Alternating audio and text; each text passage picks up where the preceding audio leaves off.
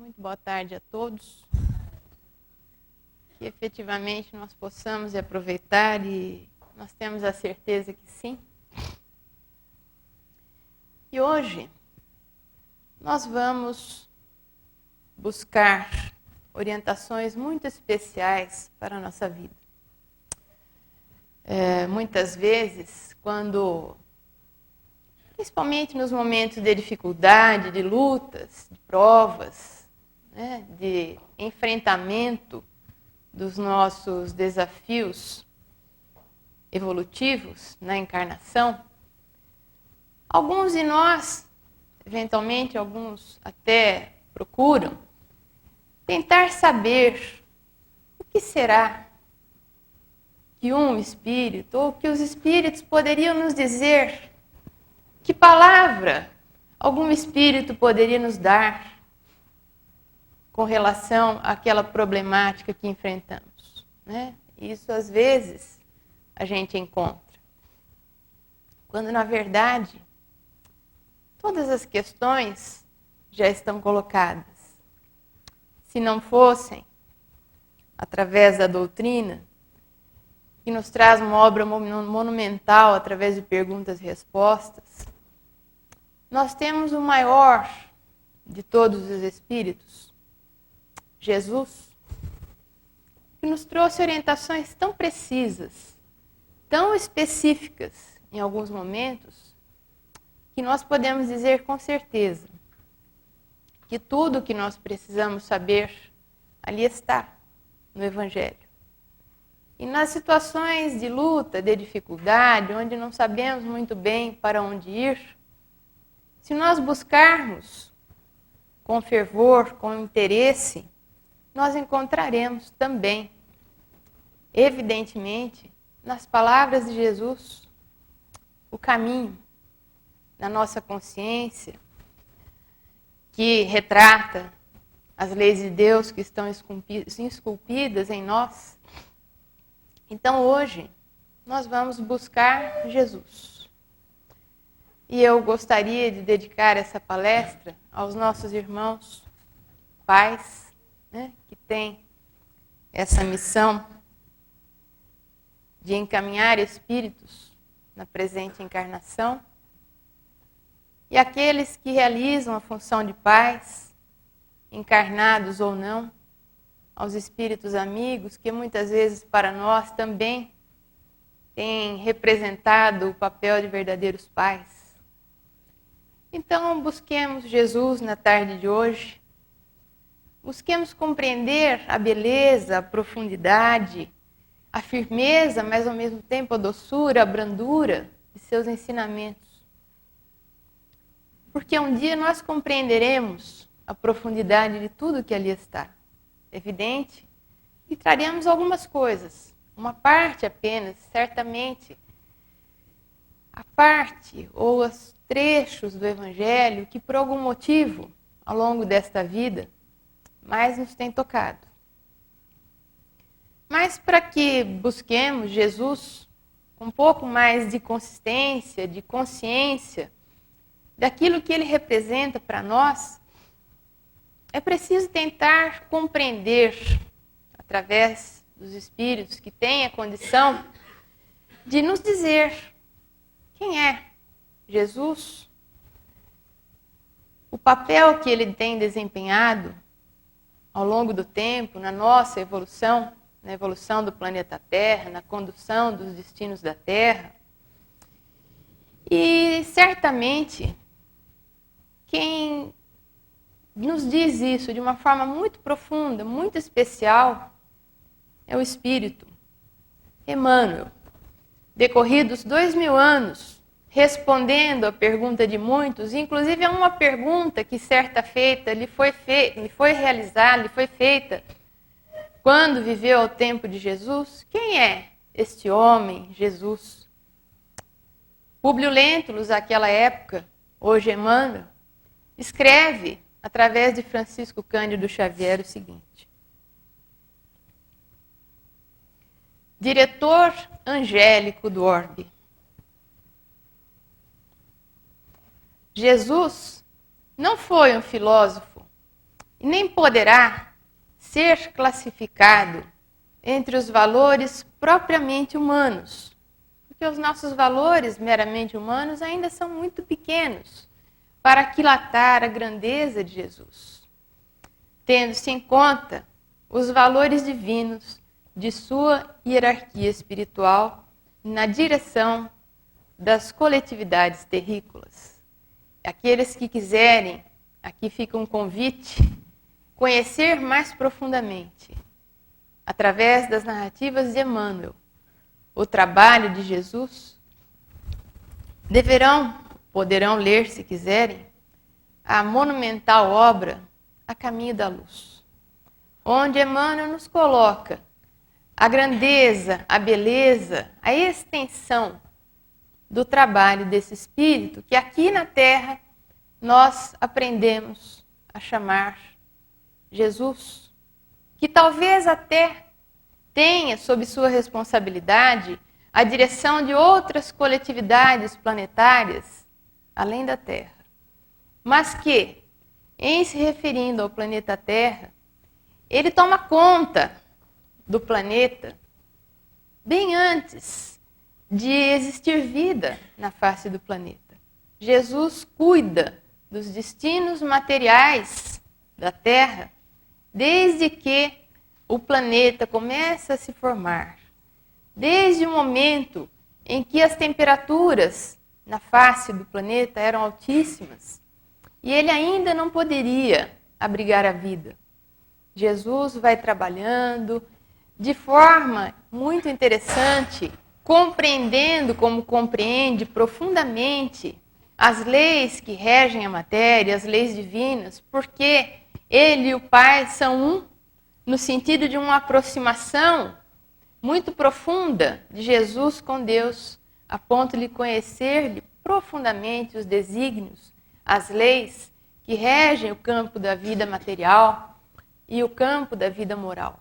Então Jesus foi ambientando a Terra junto com os engenheiros siderais, os espíritos que com ele trabalham, para que um dia a Terra pudesse receber vida. Começa, como nós sabemos, aprendemos nos bancos escolares, começa com os organismos ainda indefinidos, imprecisos, que não podem ser classificados, muito menores do que uma célula, muitas vezes nem como vírus, nem como bactérias.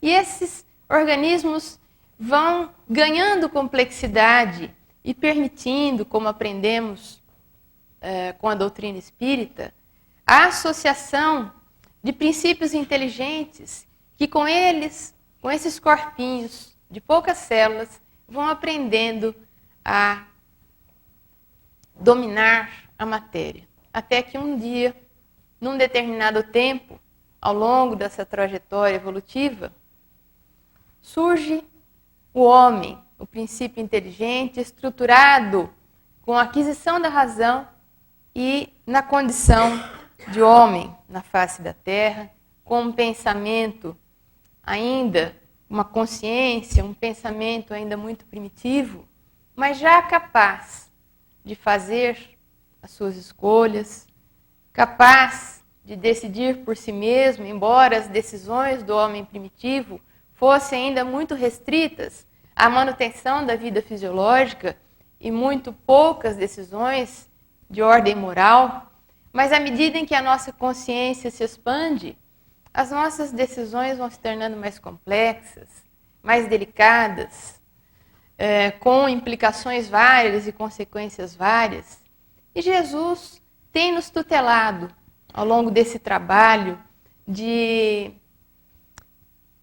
conseguirmos algum esforço na direção da nossa própria evolução. Tem nos enviado mensageiros em todas as partes do mundo, entre os povos que hoje se consideram cristãos e entre os não cristãos, paira sobre todos nós o pensamento de Jesus, que muitas vezes recebe nomes diferentes, os mais variados até, mas encontramos em várias doutrinas filosóficas uma certa aproximação da essência com os ensinamentos cristãos. É porque nenhum de nós, na face do planeta, está deserdado da orientação, da condução amorosa desse diretor angélico do orbe, que é Jesus.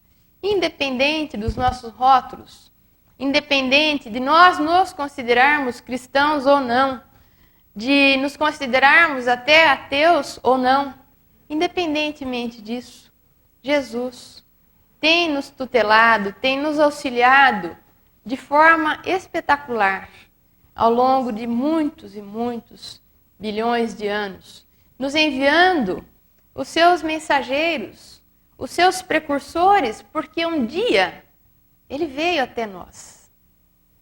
Ele nos prometeu que viria ter conosco.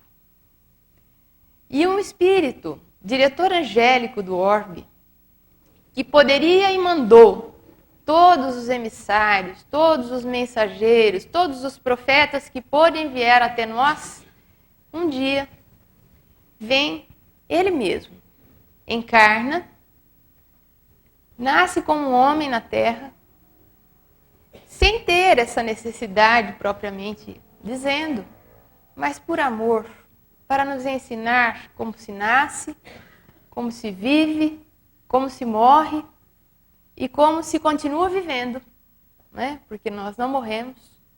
Jesus veio até nós. Então nós vamos buscar nesta tarde, vamos procurar nos ambientar ao tempo de Jesus. Muitas vezes quando leio o Evangelho, seguindo um conselho muito especial que um dia recebi, nós ficamos a pensar como seria. Não sabemos se estávamos lá, certamente se estávamos, não estávamos do lado ou ao lado de Jesus ou seguindo-lhes os passos. Mas como seria a ambientação da época, a vegetação da época? Como teria sido ver Jesus encarnado? Como seria ele? Como seriam seus modos? Como ele se dirigiria às pessoas? Como eram aquelas multidões que seguiam Jesus? Eram realmente multidões? Eram grupamentos talvez um pouco menores do que hoje nós consideramos uma multidão? Como eram as pregações do Cristo? Em Cafarnaum, na casa de Pedro, nas cercanias do Largo de Genezaré, Mar da Galileia, as curas, o encontro com Maria de Magdala, a cura da filha de Jairo, dos possessos hoje para nós, os subjugados que o procuraram tantas vezes. E tantas vezes Jesus realizou prodígios de desobsessão, muitas vezes reabilitando as funções aparentemente físicas daqueles que o buscavam, cegos, paralíticos. Mas muitas vezes essa perturbação nas funções físicas eram consequências de influências espirituais acirradas. E Jesus os libertou com a autoridade moral que possuía. Como seria para nós, se nos fosse dado um dia, poder vislumbrar essas paisagens, esses quadros? E alguém que faz isso muito bem, aqui vai uma outra sugestão de leitura, é Amélia Rodrigues, através da psicografia de Divaldo Pereira Franco. Quando nos fala da ambientação, do clima evangélico, espiritual, geográfico, da vegetação, nos faz adentrar, nos faz sentir quase, né? Como seria estar ali aos pés de Jesus. E nós vamos ainda buscar em Públio Lentulus a época de Jesus, não agora, em Emmanuel, 2000 anos depois, mas vamos buscar a resposta que Públio Lentulus, senador romano a serviço na Judéia, teria dado ao Tibério César. Não sabemos se exatamente todas as palavras que traremos aqui são exatamente o registro fiel histórico, mas de certa forma nós podemos dizer que nos toca muito profundamente e nos auxiliará nesse trabalho, nessa busca de nos aproximarmos um pouco do clima evangélico, da presença de Jesus. Então, assim começa a carta. Sabendo que desejas conhecer quanto vou narrar, existe nos nossos tempos um homem, o qual vive atualmente de grandes virtudes, chamado Jesus, que pelo povo é inculcado o profeta da verdade, e os seus discípulos dizem que é filho de Deus, Criador do céu e da terra e de todas as coisas que nela se acham e que nela tenham estado. Nós vamos ver que ele faz um retrato físico e moral de Jesus. Em verdade, ó César, cada dia se ouvem coisas maravilhosas desse Jesus. Ressuscita os mortos, cura os enfermos em uma só palavra.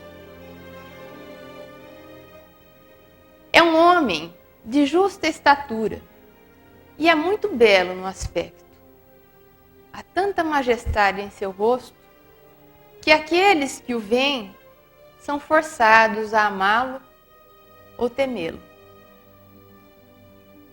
Devia ser bem assim. Tem os cabelos da cor da amêndoa bem madura. São distendidos até as orelhas e das orelhas até as espáduas. São da cor da terra, porém mais reluzentes.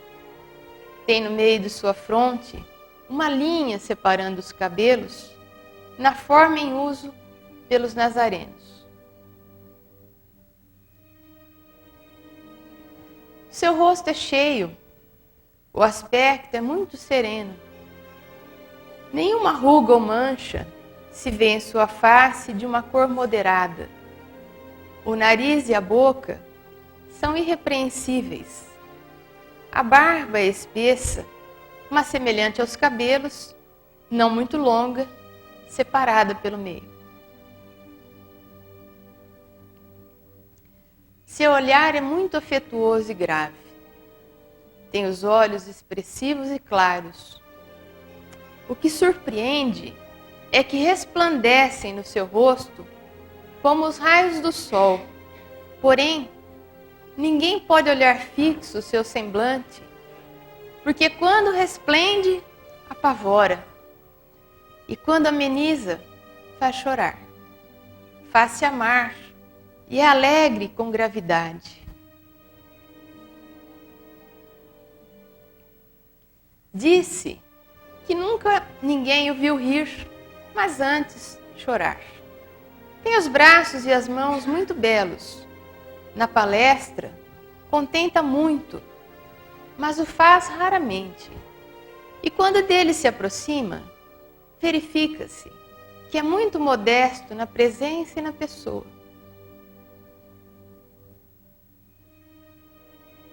É o mais belo homem que se possa imaginar.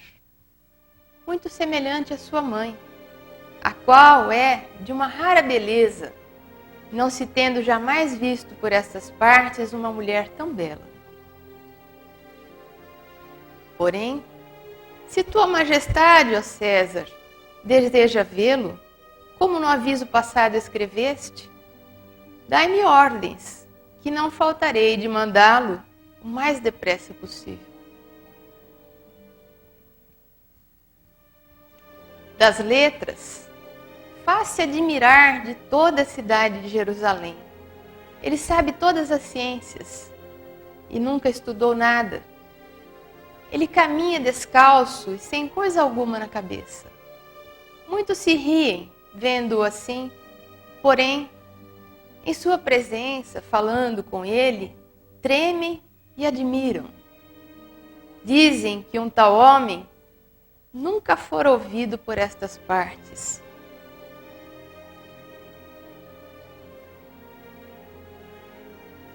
Em verdade, segundo me dizem os hebreus, não se ouviram jamais tais conselhos de grande doutrina como ensina este Jesus.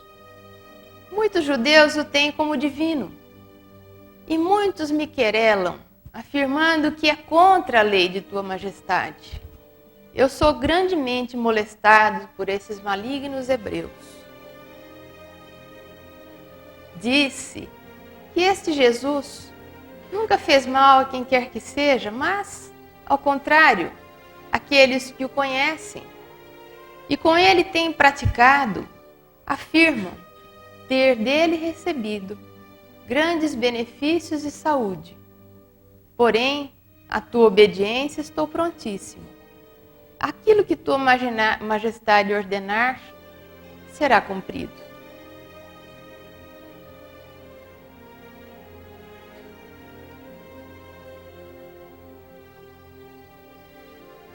Talvez seja essa uma das recriações mais aproximadas da fisionomia de Jesus. Nós não sabemos. Cada um de nós tem o seu. Cada um de nós tem a sua fisionomia, aquela imagem que aprendeu a reconhecer ou a construir mentalmente quando falamos em mentalizar Jesus. De qualquer maneira, quando falamos que precisamos seguir os passos de Jesus, em qualquer palestra espírita que tenhamos nesta casa, em qualquer outra, vamos perceber que sempre a finalidade maior é que busquemos Jesus. A finalidade maior do Consolador prometido é explicar, é lançar luzes possíveis ao Evangelho de Jesus, que já está estabelecido, que já foi trazido. A boa nova, a novidade, já está entre nós há 2000 anos. Mas será que nós conhecemos o Evangelho de Jesus? Talvez de ouvir falar, por assim dizer, aqui ou ali. Mas será que já nos detivemos a pensar sobre alguns aconselhamentos de Jesus? Que buscar Jesus é buscar o seu exemplo, a sua vida. Não só as suas palavras, mas todas as suas palavras foram vivenciadas, detalhe por detalhe na sua vida. Todos os atos de Jesus foram extremamente simbólicos, profundamente representativos. Ele se utilizou muitas vezes de parábolas, porque eu não queria, ou não era chegada a hora, de abrir determinadas revelações espirituais. Então, ele as deixa ali, encerradas, como um tesouro numa caixa, para que um dia nós possamos abri-la.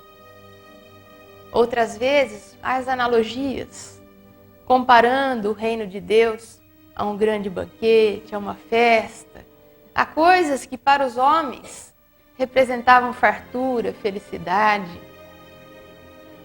E nos diz que este Deus, que este Senhor nos espera, nos chama, deseja que tenhamos a possibilidade de entrar em seu reino, de fazer parte desta abundância, de participar de sua festa. E os convites são lançados por Jesus. As orientações, quem quiser conhecer um pouco mais, pode ler a parábola do festim de bodas, onde lá estão retratados os apelos que Jesus, pessoalmente, através dos seus missionários, tem feito aos homens. E as respostas que nós, homens de todos os tempos, porque estivemos por lá também, temos dado ao convite que nos é feito e repetido, e no nosso caso específico, repetido, todos os sábados, todas as terças, em todos os dias que temos atividades, grupos, estudos, reflexões. No Evangelho de João, nós vamos encontrar ali a narrativa de João Batista, que foi precursor, nos falando João Evangelista sobre João Batista, que foi o precursor de Jesus, que foi aquele que veio endireitar as veredas, preparar-lhe o caminho. Dizendo João Evangelista, João, o Batista, testificou dele e clamou dizendo: Este era aquele de quem eu dizia: o que vem após mim e é antes de mim, porque foi primeiro que eu. Dizendo da grandeza espiritual de Jesus, que haveria de vir um pouco após João iniciar a sua missão na terra, mas que é antes dele, porque é mais que ele, porque estava além dele e porque foi primeiro que ele. Talvez em relação à anterioridade de Jesus, em relação a nós, em relação ao próprio João, porque todos fomos criados espíritos simples e ignorantes. O próprio Jesus, por incrível que nos possa parecer, e vem evoluindo ao longo dos tempos. Então, antes de nós todos sermos, antes da terra ser alguma coisa, como nos diz o Evangelho de João, Jesus já era. E aí estava para nos receber. E Jesus se coloca em posições muito interessantes, porque efetivamente é o que ele é, e coloca a sua missão em termos muito claros. Tão claros que, curiosamente, nós não compreendemos por algum motivo. E esse motivo, lá no fundo, nós sabemos qual é. Mas ele, por exemplo, conversando com a samaritana, ao lado do poço, nos diz que aquele que beber da água que eu lhe der, nunca terá sede. Dizendo que ele nos traz a água, a doutrina, a orientação, que preencherá os nossos vazios existenciais, nos auxiliará a viver a vida que verdadeiramente tem valor, tem sentido, e não a vida das ilusões, a vida da busca incessante, da satisfação de caprichos, de desejos que se esvaem e deixam aquele peso, aquele vazio, aquele gosto amargo. Então Jesus nos coloca na condição daquele que efetivamente tem algo de concreto a nos oferecer. A água que satisfaz a nossa sede para sempre. Também se coloca nessa situação. Quem crê em mim, ainda que esteja morto, viverá. Nos dizendo que ele vem trazer uma mensagem, uma orientação de vida. Em outros momentos, nos fala que ele veio para que tenhamos vida, e vida em abundância. Que veio para que aprendamos a viver melhor, saiamos das teias escuras, dos nossos enganos, das nossas ilusões, das nossas aflições, do nosso desespero, das nossas depressões, quem sabe, da nossa ansiedade. Quem me segue, vejam, não faltam as colocações de Jesus nessa linha, nós trouxemos algumas. Quem me segue não andará em trevas. Para seguir alguém ou alguma coisa, nós precisamos conhecer. Ou então, se colocando claramente em outras passagens como o caminho, e aqui dizendo para nós: eu sou o pão da vida. Que ele alimenta a nossa vida, as nossas esperanças, os nossos anseios de paz, de felicidade. Mas Jesus, sendo o diretor angélico do orbe, sabe das nossas limitações ainda, das nossas dificuldades que eram naquela época e que ainda são hoje, e sabe que ele não seria levado em consideração senão depois de muito tempo. Afronta, enfrenta, olha de frente para a incredulidade dos homens. E sobre isso ele fala também no seu evangelho. A nossa incredulidade, porque Jesus, para muitos de nós, parece uma coisa muito distante, muito difícil, muito inatingível. Por mais que a doutrina o aproxime de nós, pode parecer ainda que ele nos peça sacrifícios heróicos. Mas Jesus nos conhece. Não poderia pedir a nós sacrifícios heróicos porque não somos heróis ainda. E ele nos fala sobre essa incredulidade reinante à nossa época. assim se colocando como pão da vida, e ele prossegue: e não quereis vir a mim para terdes vida, né? Se admirando que ele, sendo tudo isso, talvez pela incompreensão humana, nós ainda resistimos a ir até Jesus para ter vida e buscamos a vida em outras coisas. Eu vim em nome de meu Pai e não me aceitas. Se outro vier em seu próprio nome, a esse aceitareis. Quantos ídolos falsos, quantos falsos profetas temos aceitado, né? Quantas doutrinas, quantas teorias, quantos sistemas filosóficos que não nos trazem nada de verdadeiro, nada de importante, nada de realmente substancial, temos adotado para nós. Mas ele que vem testemunhar as verdades do Pai, muitas vezes nós rejeitamos. E parece que às vezes quanto mais estudamos, quanto mais doutores somos, né? Por isso ele até coloca essa situação num certo momento do Evangelho, que há coisas que são ocultas aos doutos e prudentes. Mas quanto mais intelectualizados, pseudo-intelectualizados somos, menos importância legamos a Jesus. Como se fosse coisa menor. Talvez não para muitos que aqui estão, mas como se fosse coisa para incultos, para pessoas mais simples, que se contentam com menos. Por que não entendeis a minha linguagem? Aparece no Evangelho de João. E ele mesmo responde: por não poderdes ouvir a minha palavra ainda. E nós começamos a conseguir entrever a beleza, a necessidade da palavra de Jesus, do seu Evangelho. Com certeza. Embora às vezes muito mal. E ele fala também da necessidade de sinais daquela época.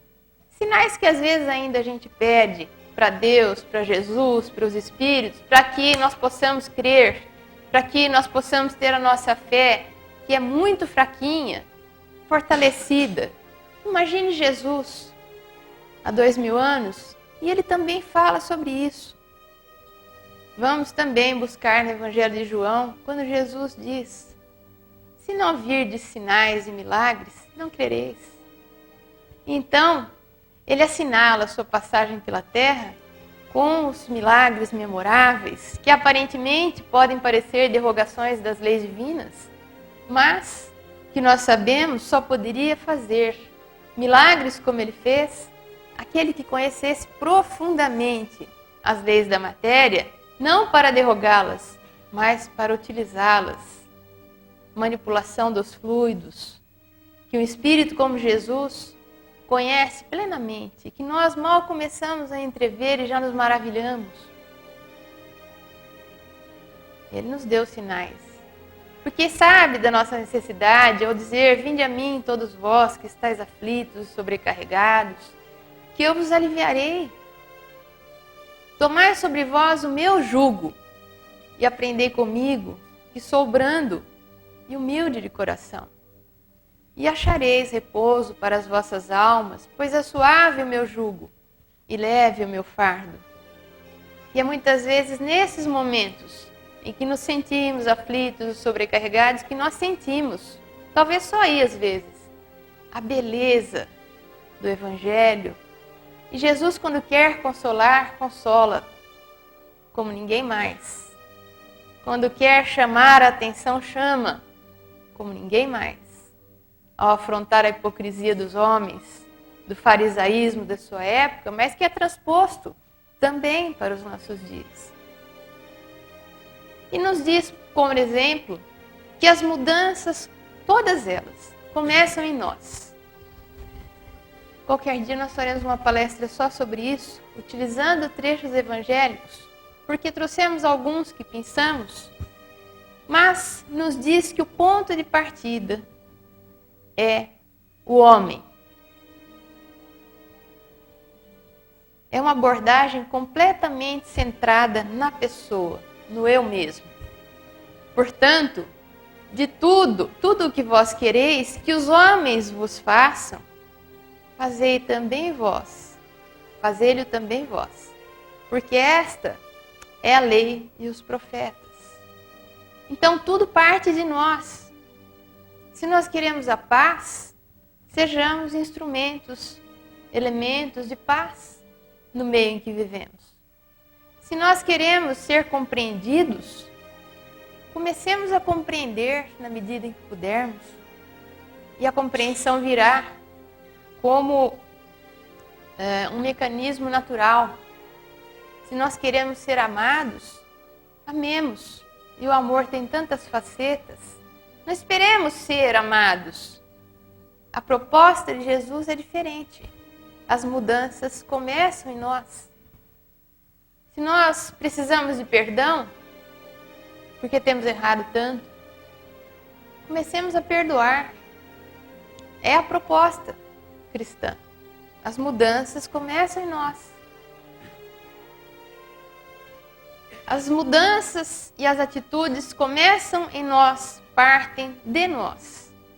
Amarás o teu próximo como a ti mesmo. Mas aí está implícito que se nós não soubermos amar a nós mesmos, nós não conseguiremos amar ao nosso próximo. Não conseguiremos amar a ninguém. Se nós não tivermos qualquer das virtudes cristãs para nós, para conosco mesmos, não conseguiremos praticá-las efetivamente com relação a ninguém. O amor é assim. O perdão é assim. Se não nos perdoamos dos erros que repetidamente cometemos, das fraquezas naturais, inerentes à nossa condição, dificilmente perdoaremos as demais pessoas, porque se formos críticos, excessivamente críticos e impiedosos conosco mesmos, seremos assim com o mundo. Então as mudanças começam em nós. E há muitas outras, como esta passagem de Lucas, altamente significativa. Olhai por vós mesmos. Numa proposta de introspecção, de volta para dentro de nós mesmos. Não olhemos para fora. Não cuidemos de saber o que aquele usa, o que aquele veste, o que aquele outro faz, com quem aquele outro anda. Mas olhemos por nós mesmos, principalmente para dentro de nós mesmos. Conheçamos-nos, mudemos-nos se for necessário. E como se Jesus nos tomasse no colo, como crianças que nós somos, né? Que somos crianças espirituais, muitas vezes inocentes, entre aspas, muitas vezes inconsequentes, e vamos nos enrolando, às vezes, nos erros, cujas consequências não medimos, não sabemos, mas cuja responsabilidade, o resgate se impõe.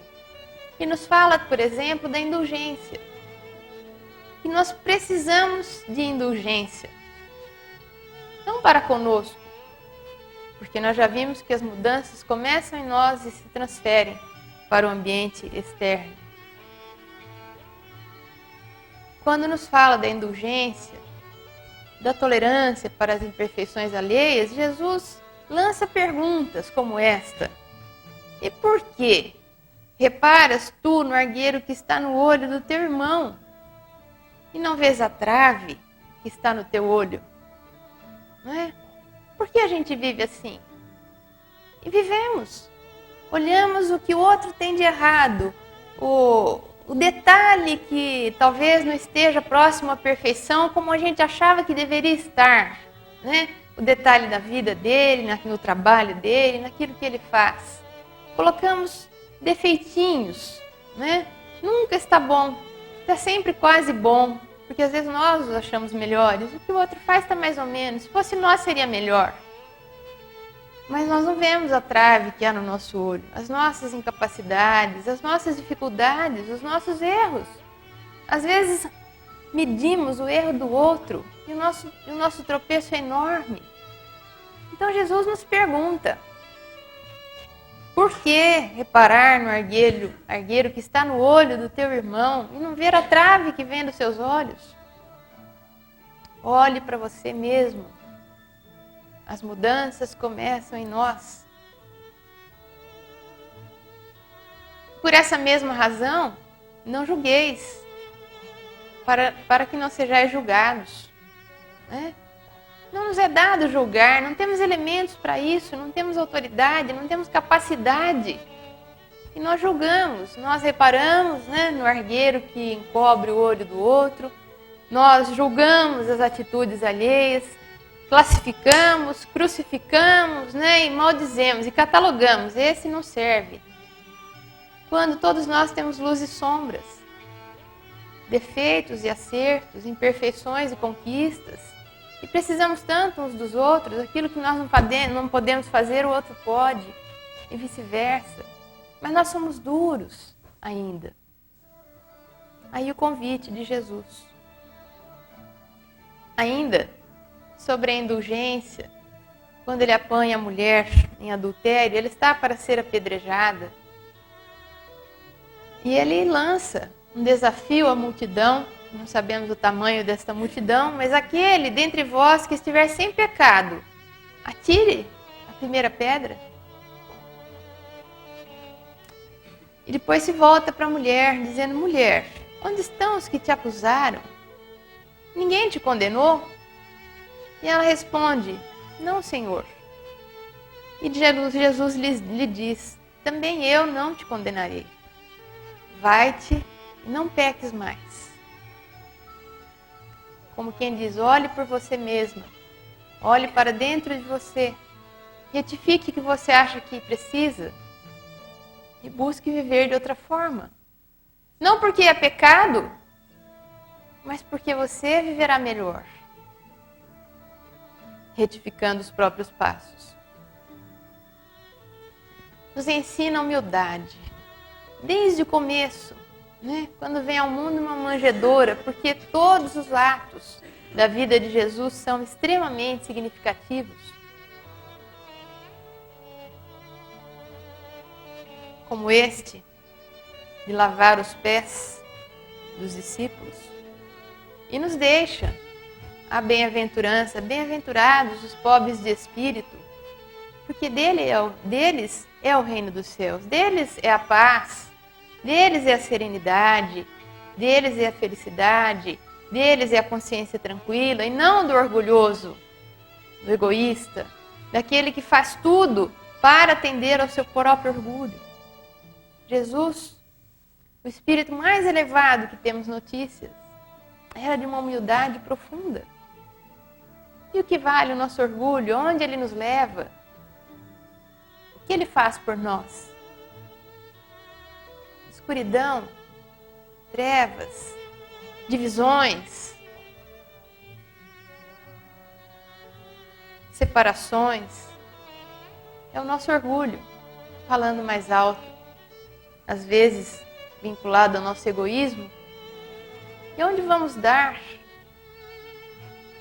Onde vamos chegar vendo dessa forma? De uma maneira às vezes competitiva demais, agressiva demais, buscando o que é meu. Eu quero a minha felicidade, eu quero a minha paz, eu quero a minha satisfação pessoal. Quando Jesus nos ensina, a doutrina espírita nos ensina, Emmanuel nos ensina, que tudo aquilo que nós queremos de nosso ou para nós, é preciso começar fazendo para os outros, porque a nossa satisfação pessoal virá por esta via, a nossa paz virá por esta via, porque o tamanho a nossa paz tem o tamanho da paz que nós damos aos outros. Palavras de Emmanuel. Fala-nos da integridade. Vejam, Jesus é atual, nos dizendo, por exemplo, que ninguém pode servir a dois senhores, porque ou há de odiar um e amar o outro, ou se dedicar a um e desprezar ao outro, ou, segundo algumas traduções, se dedicar a um e aborrecerá o outro. Não podeis servir a Deus e a Mamon. Deus aí representando os interesses espirituais, e Mamon representando as coisas meramente materiais. Mas nós podemos transpor esse ensinamento para qualquer situação em que o homem fique cindido, dividido, tentando conciliar duas realidades ou dois interesses não conciliáveis. Perde a sua integridade, perde a sua inteireza, perde a sua saúde mental. Todas as pessoas que a meus olhos são absolutamente íntegras têm uma saúde psíquica invejável, pelo menos as que eu conheço, porque são inteiras, porque são coerentes, porque buscam servir a um Senhor, a um interesse específico, a uma escala de valores que é a que norteia suas vidas.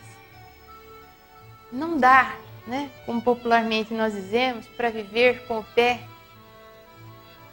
um pé em cada canoa. Isso não acaba bem e não acaba mesmo para nenhum de nós. Em qualquer sentido que nós queiramos entender, viver cindidos, divididos, tentando agradar a um e a outro, é impossível. Porque ou nós estamos aqui ou nós estamos ali. Do ponto de vista espiritual, nosso coração está onde está o nosso tesouro. E ele sempre está num lugar e não nos dois. Coerência nas atitudes, na vida, nas escolhas. Seja, porém, o vosso falar sim, sim, não, não. O que é aqui, na casa espírita, é lá fora, com a nossa família, é na outra cidade, é no outro país, é onde estivermos. Se nós formos coerentes com aquilo que escolhemos para nós, seguiremos por aquele caminho. O que é não aqui, é não lá fora, é não sempre, né? A não ser que tenhamos pensado e verdadeiramente mudado de opinião. Mas coerência com os ideais que abraçamos, com as convicções que construímos e com a vida que levamos. Também esse é um ingrediente importante de saúde emocional, de saúde psíquica, mental, sem dúvida. Renúncia. Jesus nos fala da renúncia. Quando, num determinado momento, assim se expressa: se alguém quiser vir após mim, negue-se a si mesmo, tome a sua cruz e siga-me.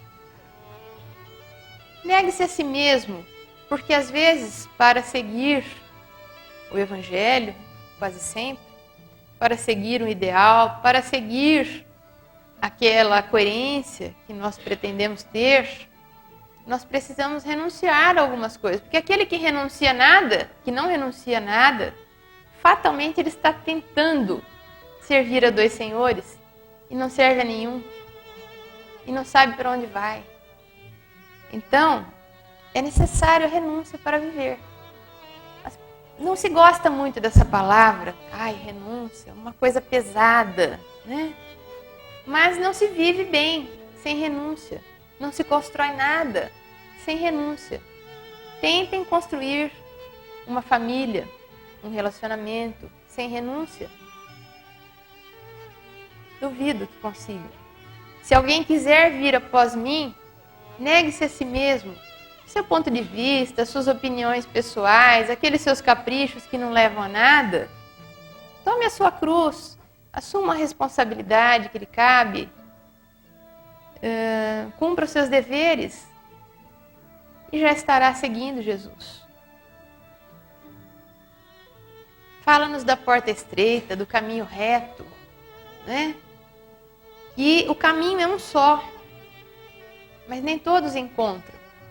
Entrai pela porta estreita, porque larga é a porta, e espaçoso o caminho que conduz à perdição, e muitos são os que entram por ela.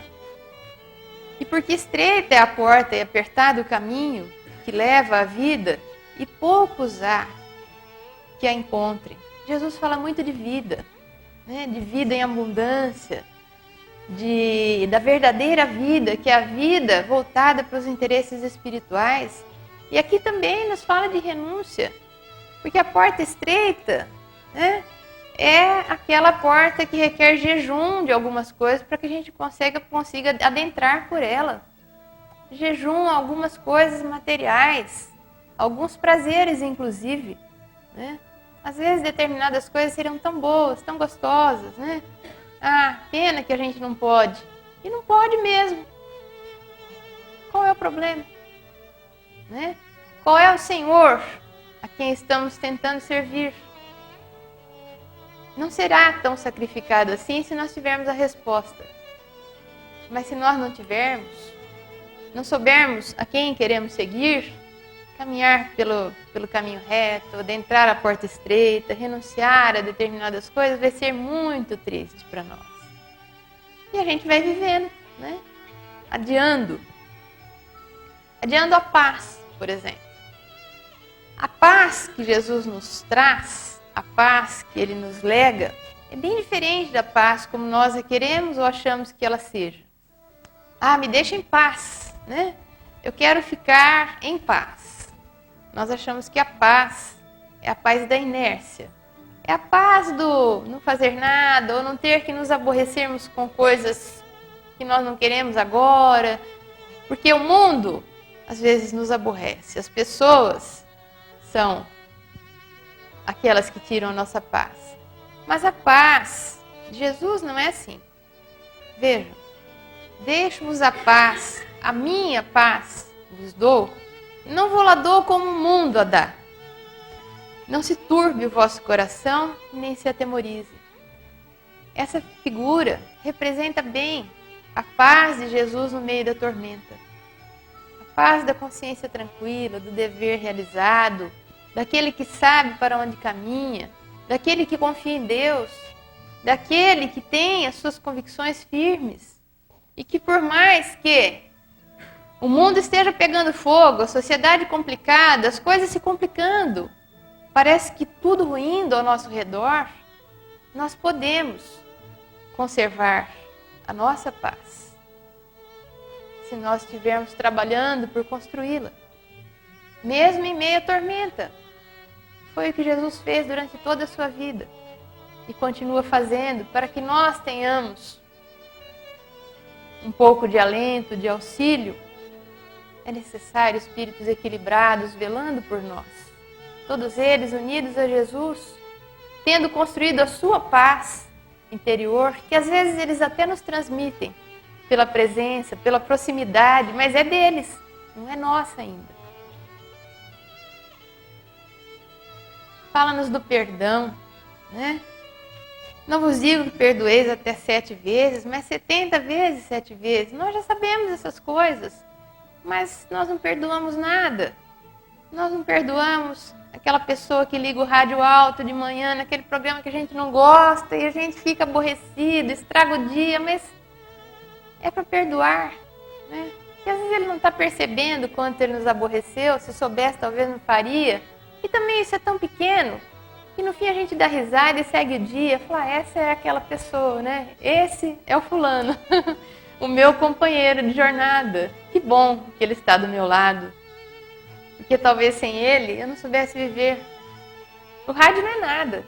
E a gente segue em frente. São pequenos perdões, sim. Mas Jesus não acha que nós somos heróis ainda. Não espera atitudes heróicas ainda de nós. São atitudes do dia a dia que vão melhorando tanto a nossa vida.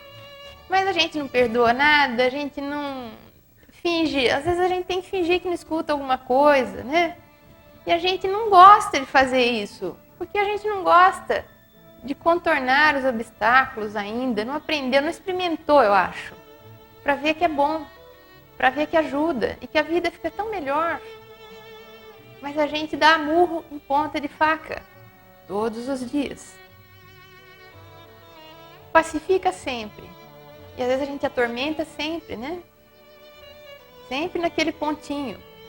Bem-aventurados os pacificadores, porque serão chamados filhos de Deus.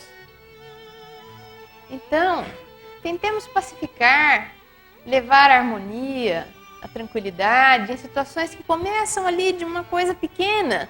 Nós podemos acabar com ela logo, Se nos envolve, então acabamos mais rápido ainda, se estivermos dispostos. Mas nós não somos os pacificadores ainda. Nós somos aqueles que guerreiam, né?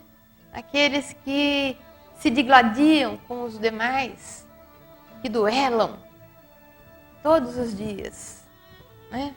Que queremos ter razão, que queremos ser melhores, queremos nos impor. Que adianta a nossa opinião diante da paz de um ambiente tranquilo? Às vezes a gente impõe a nossa opinião e fica tão triste depois porque não valeu a pena. Mas aí surge uma outra oportunidade da gente testar de novo essa habilidade do pacificador. E a gente perde a oportunidade. Todo dia, toda manhã, nós temos um novo dia que vai nos apresentar a oportunidade de sermos pacificadores. Aproveitaremos ou não. De tanto exercitarmos, um dia seremos pacificadores naturalmente, por uma tendência natural.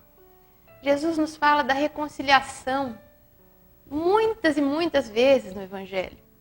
Concilia-te ou reconcilia-te, dependendo da tradução, depressa com teu adversário enquanto estás no caminho com ele.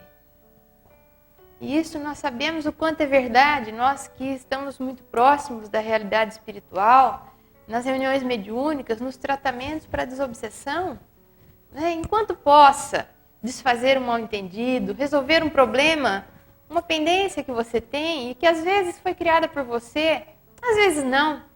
Busque a reconciliação, sempre.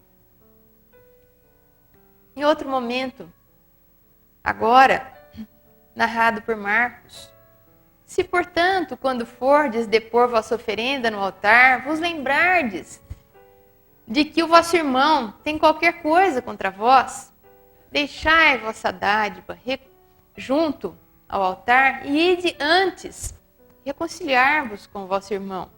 Depois, então, voltai a oferecê-la. Ou seja, há uma oferenda, há um sacrifício mais agradável a Deus e mais valioso do ponto de vista espiritual, que é o sacrifício do nosso orgulho, danado do nosso orgulho. Então não adianta nós ficarmos ali, né? Nós não temos mais altares, não fazemos mais oferendas, mas ficarmos orando, pedindo a Deus que nos ajude, que nos proteja, que nos inspire. Se a gente não se protege, se a gente não busca viver a vida de forma mais justa, melhor. Então, se a gente tem orado muito e feito pouco, oremos menos e façamos mais, né? Deixemos a nossa oferenda no altar esperando um pouquinho e vamos cuidar de resolver as nossas dificuldades. Vamos buscar a reconciliação, seja ela onde for, em que situação for. Porque isso equivalerá a muitas preces que possamos fazer. As curas que Jesus fez e faz e continua fazendo incessantemente, a sua presença em meio ao povo da época não foi um iluminado que se retirou do convívio humano, mas vivia entre os homens e mulheres de má vida e era criticado às vezes por isso, mas ele dizia sempre: não necessitam de médicos que estão sãos, mas sim os enfermos. E ele veio ter com os enfermos da terra para nos auxiliar. E continua muito próximo a nós, mas às vezes não percebemos. Fala-nos das ilusões do mundo a que nos rendemos, quando nos diz: buscai primeiramente o reino de Deus e a sua justiça, que todas essas coisas vos serão acrescentadas. Todas aquelas outras coisas atrás das quais a gente vive correndo. Se nós valorizarmos o que tem valor, e quando nós conhecemos o Evangelho, quando nós conhecemos o Espiritismo, nós conhecemos o que tem valor, pelo menos teoricamente, estas outras coisas que a gente fica buscando tanto, correndo atrás de quimeras no nosso dia a dia, elas virão naturalmente.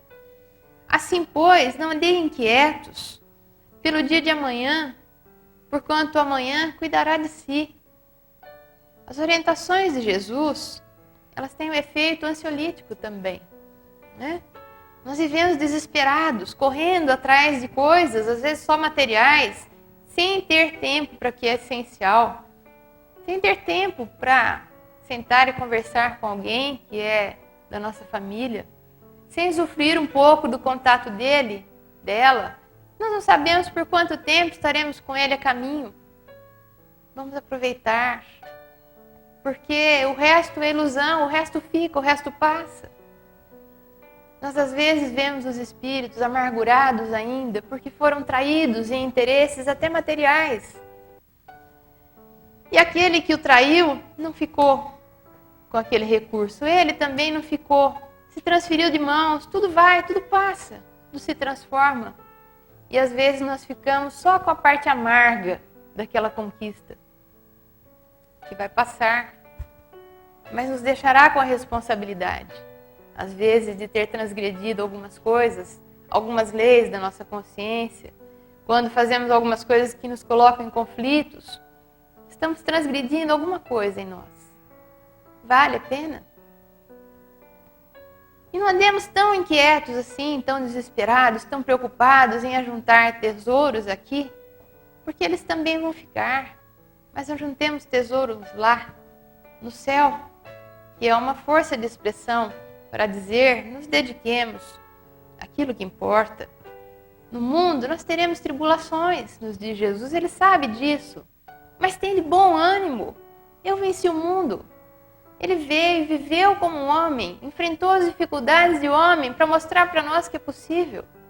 Ah, mas ele era Jesus. Mas ele enfrentou dificuldades compatíveis com a sua condição, assim como nós enfrentamos dificuldades compatíveis com a nossa. Os Espíritos nos ensinam isso todos os dias.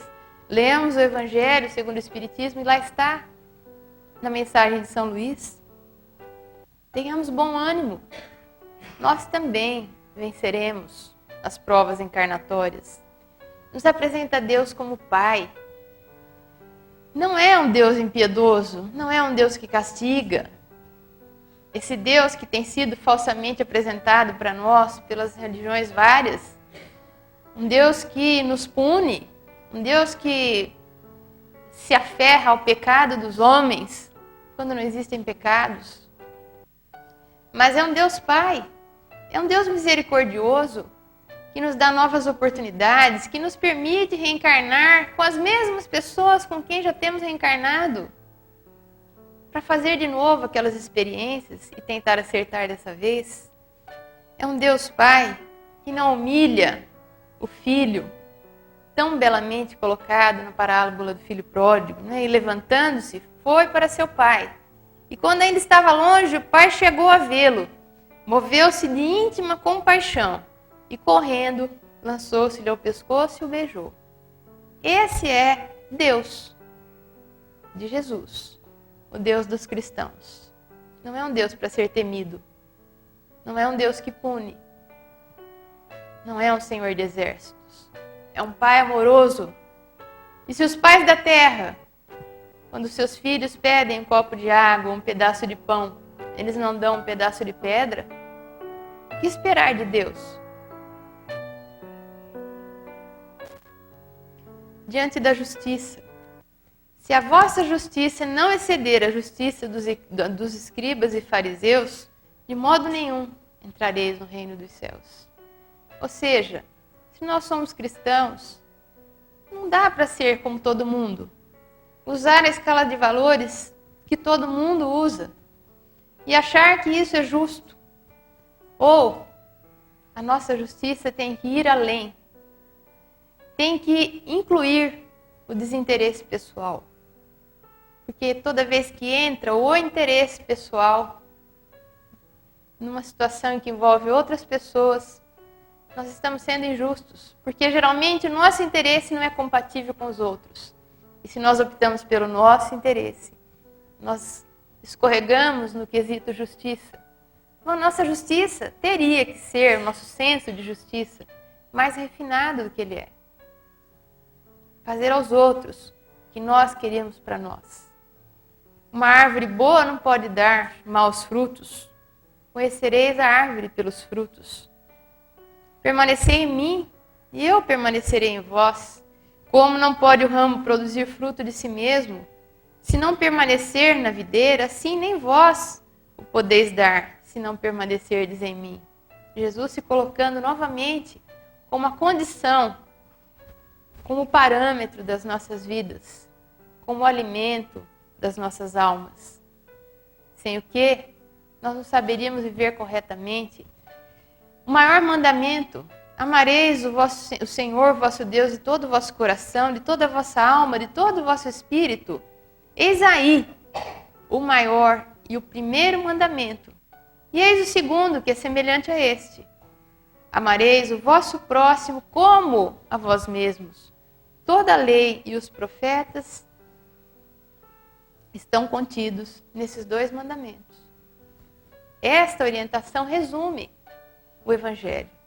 Resume a orientação de Jesus aos homens. Amai-vos, pura e simplesmente. E nisso todos reconhecerão que sois meus discípulos, se vos amardes uns aos outros. E nos parece tão grande, tão difícil. Algumas facetas do amor, a delicadeza, o perdão, a indulgência, tudo isso que Jesus nos fala, é amor também. Se contra vós pecou vosso irmão, ide fazer-lhe sentir a falta em particular, a sós com ele. Se vos atender, tereis ganho vosso irmão. Tentemos o entendimento. Trabalhemos por vós, por nós, pelos demais, pelo próximo, porque o Filho do Homem não veio para ser servido, mas para servir. E quantas vezes nós fizermos alguma coisa de bom a um desses pequeninos de meus irmãos, diz Jesus, foi a mim mesmo que o fizeste. Se nós pudéssemos viver, nós que achamos tão bela a face de Jesus, se nós pudéssemos olhar na fisionomia de cada um dos nossos companheiros de jornada e ver a fisionomia de Jesus estampada na dele, sobreposta na dele, o que será que nós faríamos? Tomaríamos aquela atitude que tomamos? Ou agiríamos com ele como talvez nós agiríamos se Jesus estivesse na nossa frente? É isso que ele propõe. Quantas vezes fizestes a um desses pequenos de meus irmãos, foi a mim mesmo que o fizeste. Se coloca na individualidade de cada um daqueles com quem convivemos. É um exercício até curioso. Procuremos identificar a face de Jesus na face daquele com quem estamos convivendo de perto e com relação a quem temos que tomar algumas atitudes. E vejamos quais serão essas atitudes. Fala-nos da pureza de coração, então, uma pureza conquistada. Chamando a si a multidão, disse-lhes: ouvi e entendei. O que contamina, o que torna o homem impuro, não é o que entra na boca, mas o que sai da boca. Porque Jesus era criticado por viver entre homens de má vida, entre mulheres de vida reprovável, às vezes, para orientar. E certa vez foi também, começaram a fazer comentários, porque ele não havia lavado as mãos para tomar as refeições, porque aquilo era um ritual exterior de purificação. E Jesus não obedecia aos rituais exteriores, mas sabia o que importa, e exemplificava isso, é o que o homem traz dentro do coração. Por isso ele diz que o que importa e o que torna o homem impuro não é o que entra pela boca, mas o que sai da boca. Porque o que sai da boca vem do coração. As nossas más palavras que destroem, ou as nossas boas palavras que constroem. Bem-aventurados aqueles que têm puro coração, porque verão a Deus. Mas essa pureza é construída também. Deixai vir a minhas criancinhas, e não as impeçais, porque o reino dos céus é para aqueles que se lhes assemelham. Ele coloca a criança como um símbolo de pureza. O reino dos céus não é das criancinhas, porque as criancinhas são espíritos reencarnados com uma bagagem multimilenar. mas é daqueles que se lhes assemelham naquela pureza infantil dos primeiros anos. Fala-nos da reencarnação quando nos diz que não nos maravilhemos de nos ter dito necessário nos é nascer de novo. E aí dá uma aula de reencarnação a Nicodemos. Fala das nossas necessidades reencarnatórias, porque às vezes estamos com uma deficiência congênita aqui ou ali, né?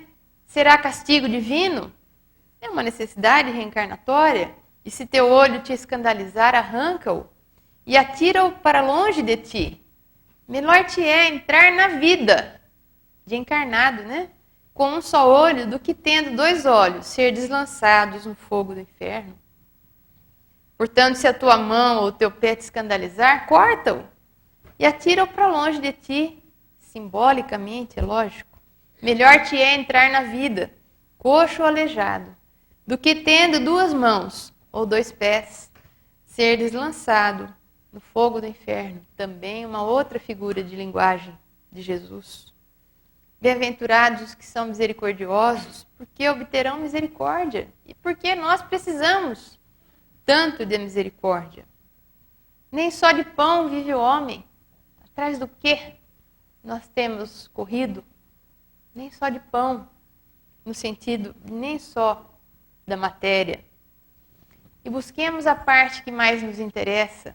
Em certo momento, Jesus, na casa de Maria e Marta, orientava. Imagine uma conversa com Jesus, um manancial de orientações que produz. E Marta ficava ali na arrumação da casa, preocupada, aflita com os afazeres. E ele se dirige a ela dizendo: Marta, Marta, estás ansiosa e afadigada com muitas coisas, mas uma só é necessária. Maria escolheu a melhor parte, a que não lhe será tirada. Isso a gente pode transpor para tantas coisas, né? Às vezes a gente fica tão preocupado. Por exemplo, me perdoem, vou usar um exemplo que me surge agora. Se a palestra está demorando um pouquinho demais, porque a gente tem muita coisa para fazer. Que coisas? Se diante de tudo isso, será que nós somos Martas? Ou Marias? Né? Depende daquilo que nós valorizamos. E esse é um exemplo pequeno, é um exemplo que nos surge até jocosamente, mas uma dose boa de realidade. Nós andamos atrás das coisas, sem tempo para nada. Andamos aflitos, ansiosos e afadigados por muitas coisas. Mas uma só é necessária. E às vezes é aquela uma que a gente está deixando de lado. Diz também Jesus que o céu e a terra passarão, mas as minhas palavras não hão de passar. E quem compreendeu isso com tanta profundidade, entre tantos, foi Emmanuel, ao dar o título de um dos seus livros, que fala do Evangelho, como Palavras de Vida Eterna. E é o mesmo Emmanuel que nos diz, em a introdução de A Caminho da Luz, que as palavras de Jesus, que Jesus não passará. Diz ele: passaram as gerações de todos os tempos, com as suas inquietações e angústias. As guerras ensanguentaram o roteiro dos povos nas suas peregrinações incessantes para o conhecimento superior. Caíram os tronos dos reis e esfacelaram-se coroas milenárias. Os príncipes do mundo voltaram ao teatro de sua vaidade orgulhosa no indumento humilde dos escravos, pela lei da reencarnação. E em vão os ditadores conclamaram e conclamam ainda os povos da terra para o morticínio e para a destruição. Só Jesus não passou na caminhada dolorosa das raças, objetivando a dilaceração de todas as fronteiras para o amplexo universal. Ele é a luz do princípio, e nas suas mãos misericordiosas repousam os destinos do mundo. Seu coração magnânimo é a fonte da vida para toda a humanidade terrestre. sua mensagem de amor no Evangelho é a eterna palavra da ressurreição e da justiça, da fraternidade e da misericórdia. Todas as coisas humanas passaram. Todas as coisas humanas se modificarão, as boas e as más. Ele, porém, é a luz de todas as vidas terrestres, inacessível ao tempo e à destruição. Que nós possamos nos imbuir desta realidade, que isso possa ser para nós algo inspirador e que nós possamos nos lembrar da recomendação de Maria, quando Jesus inicia publicamente a sua atividade na terra, a sua missão, ele o faz nas bodas de Caná. Quando então chegam sorrateiramente ao ouvido de Maria e dizem que o vinho acabou, né? E como pode ser uma festa de casamento sem vinho? E Maria conversa com Jesus e ali ele inicia a sua tarefa, digamos assim, mais pública, porque a sua tarefa entre nós já iniciou há muito tempo, né? Muito antes de nós. E então ele faz ali, conversa com Maria e ela diz aos homens que trazem a ela a notícia de que o vinho havia acabado. Fazei tudo quanto ele vos disser. E aí Jesus vai orientando o que eles devem fazer, que coloque a água nos jarros e ali ele vai transformando a água em vinho. Que a recomendação de Maria fique como uma recomendação para nós. Maria, mãe de Jesus, esse Espírito angélico, nos dizendo, fazei tudo quanto ele vos disser, ou quanto ele já nos disse há 2000 anos. Que Jesus nos auxilie, nos ampare, que ele o faz sempre, mas é como se ele estivesse sempre batendo a nossa porta, mas é aquela porta sem maçaneta pelo lado de fora, que só pode ser aberta pelo lado de dentro. Olhemos por nós mesmos, olhemos para nós mesmos, mudemos o que for preciso, abramo-nos para Jesus, para o Evangelho, para as vivências diárias, para fazer o que ele nos diz, mas não em atos heróicos, que nós ainda não conseguimos, nos atos menores ou aparentemente menores de cada dia. Que assim seja.